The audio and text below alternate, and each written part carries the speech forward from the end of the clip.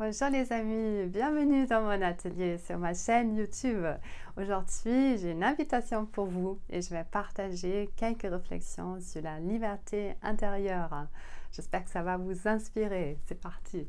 Alors, nous avons ce samedi et dimanche nos journées de portes ouvertes au centre Marc Chagall à Clichy. Tout un programme. Ça va être super. Je vous le promets. En fait, nous sommes 4 associations au centre Marc Chagall, donc 3 en haut, en vue d'art, donc je fais partie, Artefact et l'atelier de mosaïque, et puis en bas, il y a le bateau libre.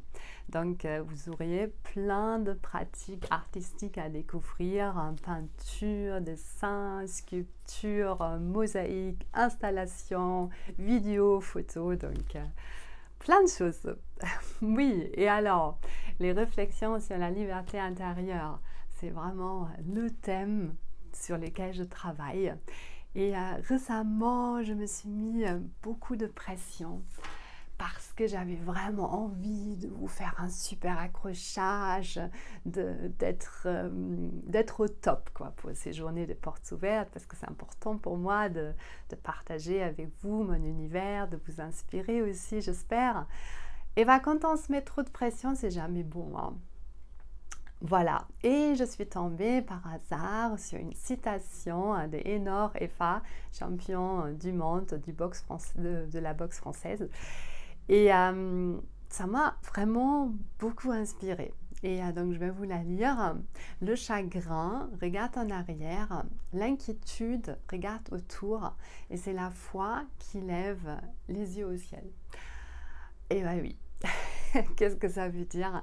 Ben, ça veut dire, pour moi en tout cas, aussi qu'on ouvre son champ de vision. Donc quand on est inquiète ou quand on est un peu crispé, quand on veut faire bien, ben, on se limite.